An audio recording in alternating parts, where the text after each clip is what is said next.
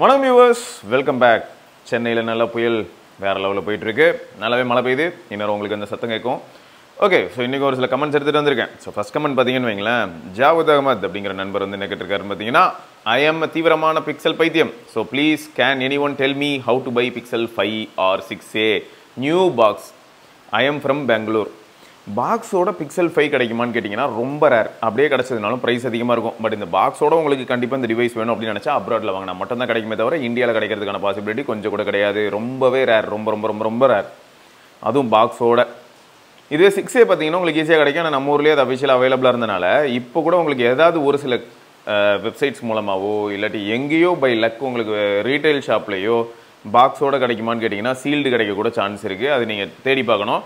But பெங்களூரில் இருக்கிற நீங்கள் வந்து என்ன பண்ணலான்னா, இப்போ எப்படி இங்கே சென்னையில் இருக்கிறவங்களாம் மோஸ்ட்டாக என்ன பண்ணுவாங்கன்னா ரிச்சி ஸ்ட்ரீட் போவாங்க. இதுவே கோயம்புத்தூரில் இருக்கிறவங்கலாம் கோயம்புத்தூரில் சிட்டி சைடில் போயிட்டு அந்த என்னது காந்திபுரம் இந்த மாதிரி ஏரியாவுக்கு போகிறாங்க. அப்புறம் மதுரையில் மீனாட்சி பசார் போகிறாங்க. ஸோ இந்த மாதிரி ஒவ்வொரு ஊர்லேயும் ஏதாவது ஒரு சில இடம் இருக்குது. அந்த மாதிரி உங்களுக்கு வந்து பெங்களூரில் எந்த இடமோ அங்கே நீங்கள் போய் செக் பண்ணிங்கன்னா உங்களுக்கு பிரகாசமான ரிசல்ட் கிடைக்கிறதுக்கான சான்சஸ் இருக்குது. பட் எனக்கு வந்து எப்படின்னா பிக்சல் 5 இல்லாட்டி 6a அப்படின்னு கேட்டிங்கன்னா பர்ஃபார்மன்ஸ்லாம் வேணும்னு நினச்சா நான் 6a தான் சூஸ் பண்ணுவேன். பட் எனக்கு வந்து 5 ஏன் பிடிச்சிருக்கு அப்படின்னு பார்த்தா, நான் ரொம்ப கேமிங் இந்த மாதிரியான செக்மெண்ட்குள்ளே போகிறது கிடையாது. ரொம்ப கேஷுவல் யூசர். அதனால் எனக்கு வந்து 765 ஒரு ப்ராப்ளமே கிடையாது. பட் இதுவே வந்து ரொம்ப இன்டென்ஸ் டாஸ்க்குள்ளே போக நினைக்கிறவங்களுக்கெல்லாம் என்ன ஆகும்னு பார்த்தீங்கன்னா 765 கம்பேர் பண்ணும்போது Tensor G1 வந்து வே பெட்டர். இதுலேயும் முக்கியமான விஷயம் என்னென்னா, உங்களுக்கு வந்து வீடியோகிராஃபி முக்கியம் அப்படின்னு நினச்சிங்கன்னா உங்களுக்கு 6a வந்து கண்டிப்பாக 5 பெட்டராக பர்ஃபார்ம் பண்ணும். கன்சிஸ்டண்ட்டாகவும் இருக்கும். ரொம்ப மெனக்கடாது. பட் பிக்சல் 5 வந்து கொஞ்சம் ஸ்ட்ரகிள் ஆகும் அப்படின்னு சொல்லலாம். பட் நீங்கள் ஒரு கேஷுவல் யூஸராக இருக்கும் பட்சத்தில் உங்களுக்கு வந்து பிக்சல் 5 வந்து ரொம்ப நல்லாயிருக்கும். காம்பேக்டாக இருக்கும். அதே சமயம் 6 இன்ச் டிஸ்பிளே இருக்கும். 4000 mAh பேட்டரி இருக்கும். ஸோ பேட்டரி லைஃப் மாதிரியான விஷயங்களும் பிரச்சனை இல்லை. சொல்ல போனால் பிக்சல் 5 வந்து நம்ம என்ன பண்ணலாம்னா ஆண்ட்ராய்டு 11க்கு கூட கொண்டு போகலாம். ஆண்ட்ராய்டு 11 வந்து ரொம்ப மினிமலாக ஃபீல் ஆகுது. இன்றைக்கி டேட்டில் இருக்கக்கூடிய ஆண்ட்ராய்டு வேர்ஷன்ஸ் எல்லாம் கம்பேர் பண்ணும்போது ஆண்ட்ராய்டு 11 ரொம்பவே மினிமலாக ஃபீல் ஆகுது. யூஸ் பண்ணுறதுக்கு ரொம்ப நல்லா இருக்குது.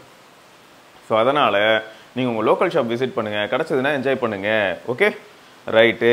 ஸோ அடுத்து என்னென்னா ஆப்பிள் பேட்டோ பிரேசில். என்ன ப்ரோ இது? என்னது இது? ஏன் இந்த பேர் காரணம் மறக்காம கமெண்ட்டில் சொல்லுங்கள். சரி, ஓகே. நான் திருச்சியில் இருக்கேன். பிக்சல் 4, 5 சீரீஸ் ஃபோன் வாங்கணுன்னா எங்கே ப்ரோ வாங்குறது? கேஷிஃபை ஆர் ஓவான்டிகா ஆர் பிக்சல் 6 போகலாமா? பட்ஜெட் 15K நீங்கள் பிக்சல் 6ம் போகலாம். கீழே வேறு நாக் அவுட் நந்தா அப்படின்ற நண்பரும் இதே தான் கேட்டிருக்காரு. ஸோ அதான் நீங்கள் வந்து பிக்சல் 6a போகிறதே பெட்டர் அப்படின்னு சொல்லுவேன். எந்த ஆஸ்பெக்ட்லனா இப்பயும் அப்டேட்ஸ் வரப்போகுது. ஆண்ட்ராய்ட் 16 வரப்போகுது. நார்மலாக வந்து ஆண்ட்ராய்ட் 15 நிற்கிற மாதிரி தான் நம்ம யோசிச்சோம். பட் இப்போ வந்து பீட்டா டெவலப்பர் ப்ரிவியூ வந்து உங்களுக்கு ஆண்ட்ராய்ட் 16 பேஸ்டு வந்து பிக்சல் 6 சீரிஸ்க்கு இருக்குது. ஸோ அதனால் வந்து உங்களுக்கு பிக்சல் 6க்கு ஒரு வருஷம் எக்ஸ்ட்ரா லைஃப் கிடைச்ச மாதிரி இருக்குது. ஆனால் எனக்கு சந்தேகமாக இருக்குது இன்னும் ஒரு வருஷம் எக்ஸ்ட்ரா கிடைக்கிறதுக்கான பாசிபிலிட்டியும் இருக்குது. ஏன்னா ரொம்ப பெரிய லெவலில் எதுவுமே மாறலை அப்படிங்கிறது தான் யதார்த்தமான உண்மை. ஸோ அதனால் இதுவே போதும். அதாவது பிக்சல் 6a கூட போதும். இப்போ கூட ஒரு சிலர் வந்து பிக்சல் 6 ப்ரோ வாங்கலாமான்னு கேட்டாங்க. தாராளமாக பிக்சல் 6 ப்ரோ வாங்கலாம். அது வந்து பார்க்க போனால் இன்னும் பெட்டரான ஒரு டிவைஸ் தான். இப்போ எப்படி இருக்குன்னு பார்த்தீங்கன்னா பிக்சலோட டிரான்சிஷன் அப்படின்னு எடுத்துக்கிட்டோம்னா ஃபஸ்ட்டு பிக்சல் வந்து நெக்ஸஸ்லேருந்து பிக்சலுக்கு வந்ததுக்கான ஒரு பெரிய ரீசன் பிக்சல் அப்படிங்கிற ஒரு சீரீஸாக வந்துச்சு அப்படின்னும் போது ஒரு கலெக்டர் டிவைஸாக அந்த பிக்சல் Gen 1 மாறுது. ஸோ அதே மாதிரி ஓன் எஸ்ஓசிக்குள்ளே ஸ்டெப் எடுத்து வைக்கிறது எப்போ அப்படின்னு பார்க்கும்போது பிக்சல் 6 சீரிஸில் தான் ஸ்டெப் எடுத்து வைக்கிறாங்க. ஸோ 6a 66 ப்ரோலாம் வந்து ஃபஸ்ட் டிவைஸ் அப்படின்னு சொல்லலாம். அதில் 66 ப்ரோ வந்து ஃபஸ்ட் டிவைஸ் அப்படின்னு சொல்லலாம். Tensor G1 based. ஸோ அதான் உங்களுக்கு பெர்ஃபார்மன்ஸ் வேணும்னா கொஞ்சம் நேரம் முன்னாடி சொன்னது தான். பட் எனக்கு வந்து இப்போது பிக்சல் 4 இல்லாட்டி பிக்சல் 5 அப்படின்னும் போது இங்கேயும் அதே ஃபேக்டர் தான். உங்களுக்கு பர்ஃபார்மன்ஸ் வேணும்னு நினச்சா பிக்சல் 4 தான் போய் ஆகணும். அதுக்கேற்ற மாதிரி நீங்கள் பேட்டரி லைஃப்பில் காம்ப்ரமைஸ் பண்ணி ஆகணும். 2800 mAh தான் பேட்டரி இருக்கும். இதுவே எனக்கு பேட்டரி லைஃப் வேணும் அப்படின்னு நினச்சிங்கன்னா லைட் வெயிட்டாக இருக்கணும், ஃபிசிக்கல் ஃபிங்கர் பிரிண்ட் வேணும் இப்படிலாம் நினச்சிங்கன்னா நீங்கள் வந்து பிக்சல் 5க்கு போகிறது பெட்டர் அப்படின்னு நான் சொல்லுவேன்.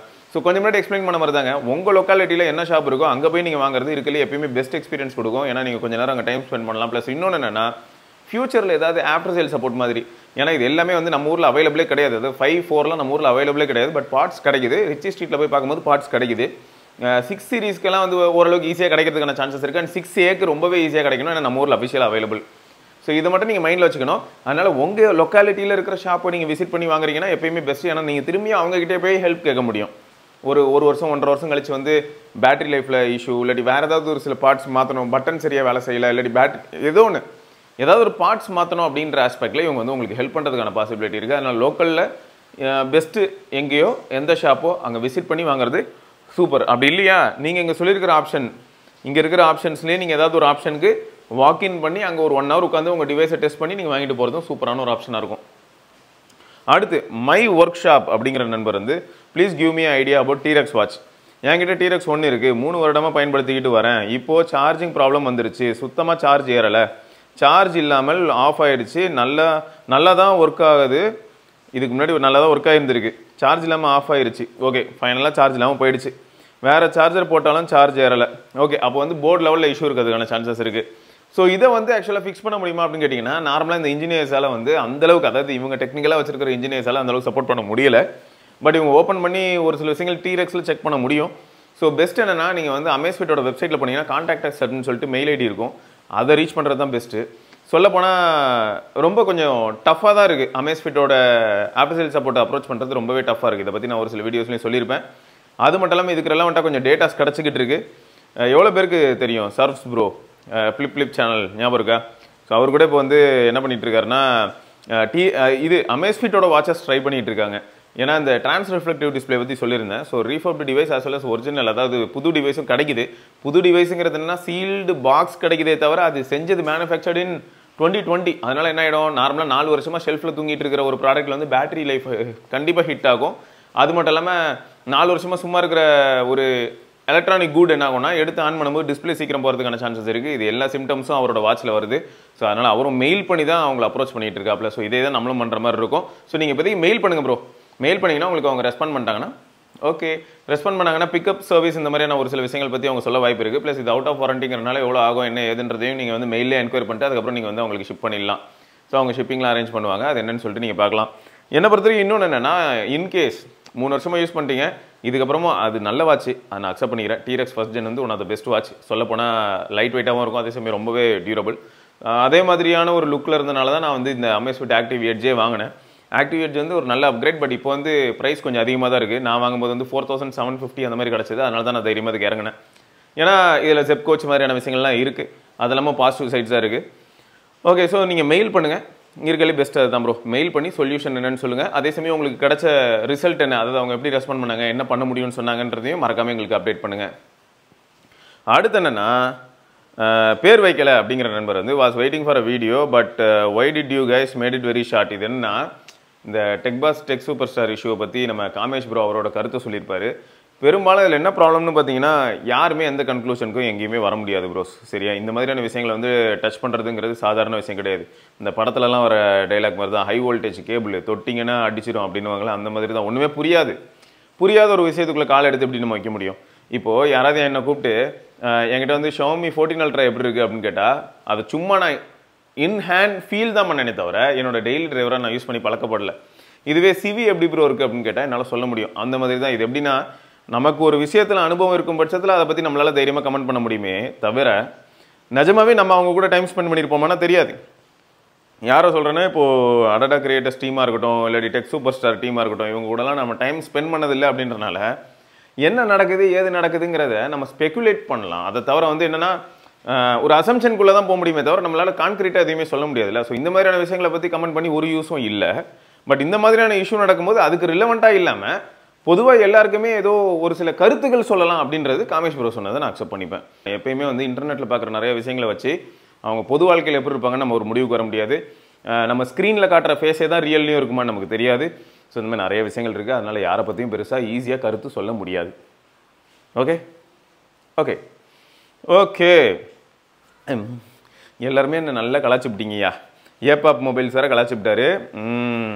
சிவபரணி ப்ரோ ஃபுல்லாக டிஸ்க்ளைமராக போட்டுட்ருக்கீங்க. ஆமாம், டிஸ்க்ளைமராக போடுறதுக்கு காரணம் இப்போ கொஞ்சம் நேரம் முன்னாடி சொன்னேன் அந்த எக்ஸாம்பிள் தான்.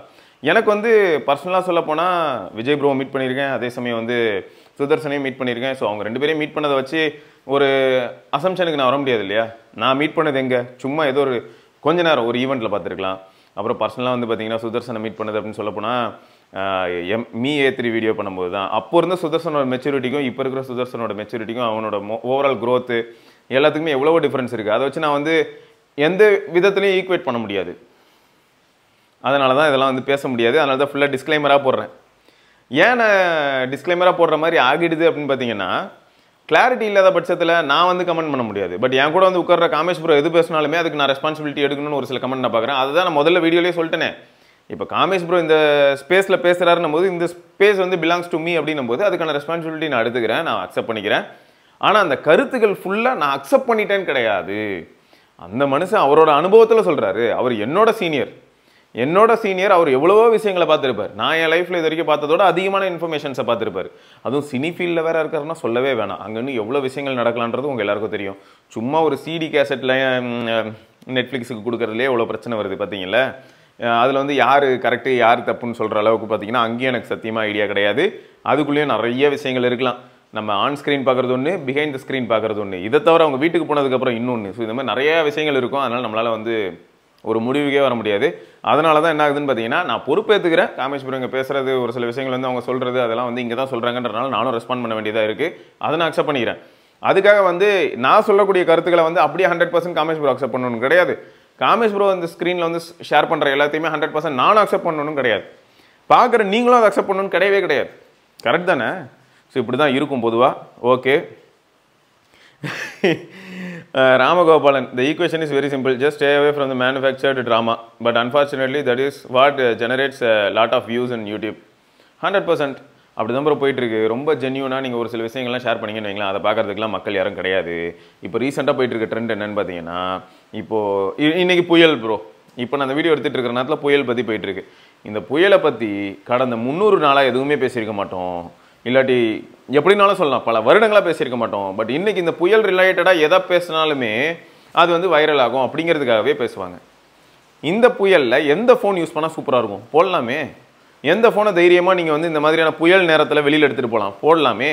புயல் நேரத்தில் கரண்ட்டு வோல்டேஜ் ஃப்ளக்சுவேஷன் மாதிரியான விஷயங்கள்லாம் நடக்கலாம்ல. ஸோ அதை நீங்கள் எப்படி வந்து எதிர்கொள்ளலாம் போடலாமே. ஸோ இது எல்லாமே வந்து ரிலவெண்ட் புயல் மாதிரியே இருக்கும். அட்லீஸ்ட் இந்த ஸ்டெப்ஸையாவது நம்ம போடலாமே தவிர வெளியில் எடுத்துகிட்டு போகிறதெல்லாம் நியாயமற்ற செயல் தெரியுமா. வெளியில் இப்போ போகக்கூடாதுங்கிறதுக்கு தான் அவங்க முடிஞ்ச அளவுக்கு எல்லாத்துக்குமே லீவ் விட்டு வச்சுருக்காங்க. யாருமே வெளில வர வேணாம். சொல்லப்போனால் புயல் எந்த டைமில் கரையை கிடக்குமோ அப்போ வந்து பஸ் சர்வீஸ், கவர்மெண்ட்டோட பஸ் சர்வீஸே ஹால்ட் போட்டு வச்சுருக்காங்க. அப்படி இருக்கும்போது இந்த மாதிரிலாம் ஏதாவது பண்ணிக்கிட்டு இருப்பாங்க. எதுக்குன்னு பார்த்தா அந்த வியூஸ்க்காக மட்டும்தான். ஸோ இதுவும் யோசிக்க வேண்டியது ப்ரோ. இப்படி தான் ப்ரோ என்ன வந்து இப்போ ட்ரெண்டிங்கில் இருக்கோ அதுக்கு ரெலவெண்ட்டாக பேசுவாங்க. எதுக்கு பேசுகிறாங்கன்னு அவங்களுக்கே தெரியாது. வியூஸ்க்காக மட்டும் பேசிகிட்டு இருப்பாங்க. நிறைய இடத்துல இது நடக்கும். சில சமயங்களில் அது வருத்தமாக இருக்கும்னு வச்சுக்கோங்களேன். இதையே நிறைய பேர் நமக்கு சஜஸ்ட் பண்ணவும் வாய்ப்பு இருக்குது. ஏன் நீங்கள் இதை ட்ரை பண்ணக்கூடாது அப்படின்னு சொல்லுவாங்க. இதையா அப்படி தான் இருக்கும் நமக்கு. அதனால் அது நம்மளால் எப்பயுமே ட்ரை பண்ண முடியாது. அடுத்து என்னென்னா, ஓகே ப்ரோ இந்த 14T டிமென்சிட்டி ப்ராசரோட அப்படின்னு சொல்லி அபு சுஃபியன் அப்படின்னு சொல்கிற நண்பர் கேட்டிருக்காப்புற,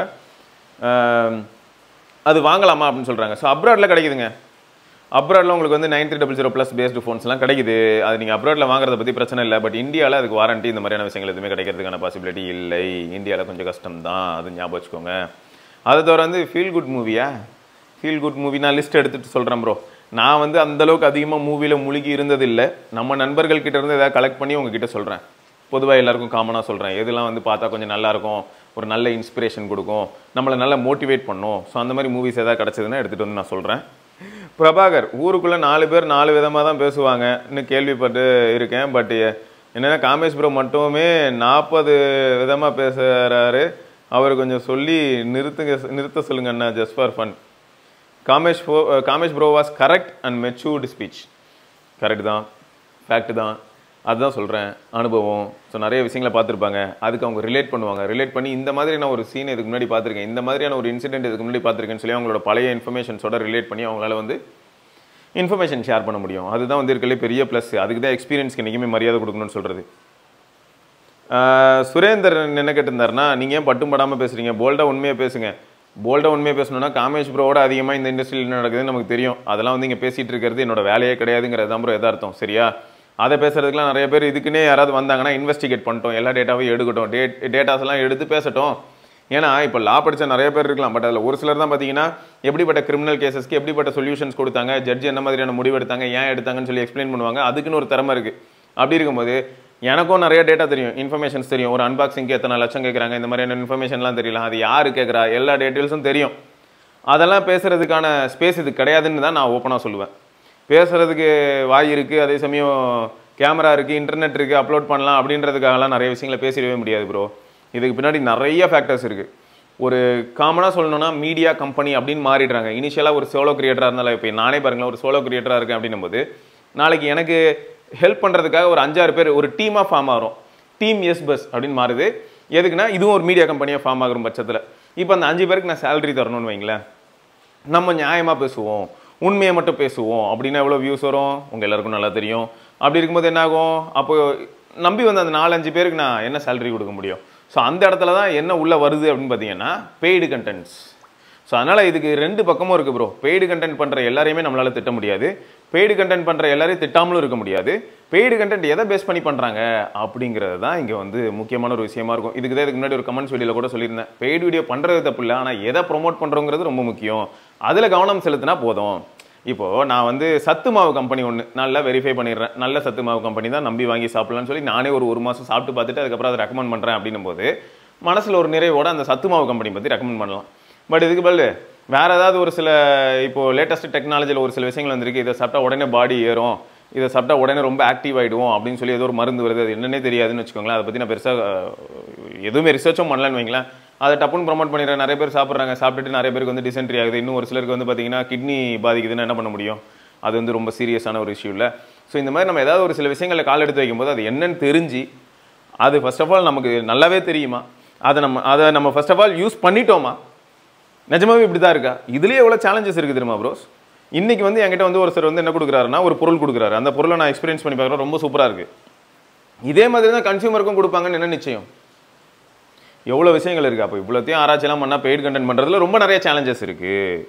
அப்போ பெய்ட் கண்டென்ட் பண்ணுறதா இருந்தால் இவ்வளோ விஷயங்களை வெரிஃபை பண்ணிவிட்டு நம்ம பண்ணலாம். அப்படி பண்ணுற அந்த கண்டென்ட்டும் வந்து எல்லாருக்கும் யூஸ்ஃபுல்லாக இருக்கும் பட்சத்தில், அதில் நான் அந்த காட்ட போகிறல ஒரு பொருள் அது எல்லாருக்குமே நிஜமாவே நல்ல பயனளிக்கும் அப்படின்னா பண்ணலாம். இப்போ சொல்லப்போனால் அண்ணா சென்டினரி லைப்ரரி நம்ம ஊரில் இருக்குது. அந்த லைப்ரரி எதுக்கு இருக்குது, அங்கே போனால் நிறைய படிக்கலாம். இப்போ இந்த காம்படிட்டிவ் எக்ஸாம்ஸ் அப்பெல்லாம் நானும் போய் படிச்சிருக்கேன். சரியா, கிண்டியில் கோட்டூர்புரம் சைடு யாரெல்லாம் இருக்கீங்களோ உங்களுக்குலாம் தெரியும்னு நினைக்கிறேன். ஸோ இது வந்து எப்படின்னா ஒரு நல்ல ஒரு இனிஷியேட்டிவ். ஸோ இந்த லைப்ரரியை பற்றி நான் வந்து அவேர்னஸ் கிரியேட் பண்ணுறதுக்காக கவர்மெண்ட் என்னை கூப்பிட்றாங்க, இந்த லைப்ரரி பற்றி கொஞ்சம் சொல்லுங்கள், யங்கர் ஜென்ரேஷனில் லைப்ரரி பற்றி தெரிஞ்சுக்கிட்டோம், அவங்களும் லைப்ரரி போய் படிக்கட்டும், நிறைய விஷயங்கள் அவங்க படிக்கணும்னு ஆசைப்பட்றேன். இந்த காலத்தில் எல்லாருமே ஸ்வைப் பண்ணி உட்காந்து மேனுஃபேக்சரர்ஸ்க்கு வந்து டிஸ்பிளே எந்த அளவுக்கு டியூரபிளாக இருக்குன்னு காட்டிக்கிட்டு இருக்காங்க அப்படின்னு சொல்லி கவர்மெண்ட் என்கிட்ட சொல்கிறாங்க. இதுக்கு நான் வந்து ஒரு சார்ஜ் அவங்களே கொடுக்குறாங்க, நானே கேட்குறேன், கண்டிப்பாக நான் பண்ணுறேன் சார், என்னோட வாழ்வாதாரத்துக்காக எனக்கு கொஞ்சம் மினிமமாக ஏதாவது கொடுங்களேன் அப்படின்னு சொல்கிறேன். ஒரு 10,000 15,000 தராங்கன்னும் போது இப்போ நான் என்னத்தை ப்ரொமோட் பண்ண போகிறேன், ஒரு லைப்ரரி. ஸோ இந்த மாதிரி பண்ணலாம் அப்படின்னு சொல்ல வரேன், வேறு எதுவும் கிடையாது. ஓகேயா, என்ன பண்ணுறோம் ஏது பண்ணுறோன்றது தெரிஞ்சு பண்ணணும். அப்புறம் பட்டும் படாமல் பேசுகிறதுலையும் ஒரு மெச்சூரிட்டி இருக்குது ப்ரோ, அதில் நிறைய ஃபேக்டர்ஸ் இருக்குது. நீங்களும் இந்த மாதிரியான ஒரு பொசிஷனுக்கு வரும்போது தெரியும். உங்களை நான் சத்தியமாக தப்பாக எடுத்துக்கல, சொல்ல போனால் உங்கள் கமெண்ட் எனக்கு ரொம்ப பிடிச்சிருக்கு. ரீசன் என்னென்னா, நீங்கள் இந்த மாதிரி கேள்வி கேட்கும்போது நான் பதில் சொல்ல முடியும். அதனால் தேங்க்யூ சுரேந்திரன் ப்ரோ. எஸ், நான் சொன்னதில் ஏதாவது தப்பு இருக்கா? சொல்லப்போனால் நிறைய பேர் வந்து ரொம்ப அவசரப்பட்டு கோவப்பட்டுறாங்க. இப்போ என்னை பற்றி ஒரு பையன் யாரோ தப்பாக பேசுகிறானே வைங்களேன், ஒரு வீடியோ போடுறானே வைங்களேன், ஏதோ ஒரு சேனலில் என்னை பற்றி தப்பாக போட்டுறான். அவன் வயசு பார்த்தா 21 வயசு, என் வயசு பாருங்க 35 36 ரன்னிங். அப்போ எனக்கு எப்படி இருக்கும், அதாவது என்னையே ஈகோ ட்ரிகர் பண்ணுறியா, நீ அவ்வளோ 21 வயசு பையன் நீ அப்படின்னு இறங்குறதுல இங்கே அர்த்தமே கிடையாது. அந்த வயசில் அந்த பையனுக்கு கிடச்ச எக்ஸ்போஷர் என்னன்னு தெரில, அவனை சுற்றி இருக்கிறவங்க யாருன்னு எனக்கு புரியல, அவங்க வந்து இவனை என்ன மாதிரி ஏற்றி விட்டாங்கன்னு நமக்கு தெரியாது. அது புரியாமல் நான் போய்ட்டு அவனை போட்டு அடிச்சுக்கிட்டு இருந்தேன்னு வைங்களேன், நோ யூஸ். ஏன் இது நடந்ததுன்னு ஃபர்ஸ்ட் ஆஃப் ஆல் யோசிக்கலாம். நெக்லெக்ட் பண்ண கூட நான் சொல்ல, நெக்லெக்ட் நம்ம ஸ்டேட்டஸ்க்கு அவன் கூடலாம் பேசக்கூடாது அப்படி சொல்ல வரல. ஏன் அவன் பேசினான்றதை நம்ம வந்து ஆஃப் த கேமரா, சும்மா எப்போ பாரு ஆன் த கேமராலே போய் சண்டை போட்டு ஒரு யூஸும் இல்லை, ஆஃப் த கேமரா அவனை ரீச் பண்ணி பேசலாம். இந்த மாதிரியான ஒரு சில இனிஷியேட்டிவ்ஸ் எடுக்கிறது எப்பயுமே நல்ல விஷயம். நேரில் பேசினா நிறைய விஷயங்கள் ஷார்ட் டவுன் ஆகிடும். ஓ தெரியாது ப்ரோ, எனக்கு தெரியாதுன்னு சொல்கிறதுக்கான பாசிபிலிட்டி எவ்வளோ அதிகம் தெரியுமா. நானும் தெரியாமல் ஒரு சில மிஸ்டேக்ஸ் பண்ணியிருக்கலாம், இப்போ அந்த பையன் சுட்டி காட்டும் போது தான் எனக்கு அது தெரிஞ்சிருக்கும். அதேமாதிரி அவன் என்ன தப்பாக புரிஞ்சுக்கிட்டு இருக்கலாம், நான் அவன்கிட்ட பேசினதுக்கப்புறம் இப்படி அப்புறம் எனக்கு சத்தியமாக தெரியாது ப்ரோ அப்படின்வான். அதுக்கப்புறம் பார்த்தீங்கன்னா அவனுக்கு மனசு இருக்குது அப்படின்ற பட்சத்தில் புரிஞ்சுக்கிட்டானும் போது அவனே ஒரு வீடியோ போடுவான், நான் தெரியாமல் போட்டேங்க, அந்த வீடியோ நான் டெலிட்டே பண்ணிட்டேன், எனக்கு தெரியாது, எனக்கு என்ன தெரிஞ்சதோ இன்டர்நெட்டில் கிடச்ச டேட்டா வச்சு அந்த அண்ணனை பற்றி பேசினேன் அப்படின்னு சொல்லுவான். ஸோ இதுதான் மெச்சூர்டாக அதை அணுகிறது. பதிலுக்கு நான் பாட்டுக்கு அவனை போட்டு திட்டலாம், போட்டு நொறுக்கலாம், ஏய் யாரா நீ, உனக்கு என்னடா தெரியும் என்னை பற்றி, நீ யாரா அப்படின்னு சொல்லி நானும் பேசலாம். ஸோ இந்த மாதிரி பேசுறதுல வந்து அர்த்தம் இல்லை அப்படின்னு தோணுது. ஓகேங்க, பார்க்கலாம். வண்டியை விடாம நாள் கணக்கா சுத்திட்டு இருக்கான். மறக்காம சர்ப்ரைஸ் பண்ணுங்க. தேங்க்யூ. என்ன ராமலிங்கம் ஆளைய பார்க்க முடியல, எப்படி இருக்க? நான் நல்லதா இருக்கேன், நீ எப்படி இருக்க? நல்லா இருக்கானப்பா. மத்தவன் பேச்ச கேட்காதே, பெத்தவன் பேச்ச கேளு. யதோ யதோ கவசாக்கி, அதோ அதோ மிட்சுபிஷி, சௌபாக்கியா.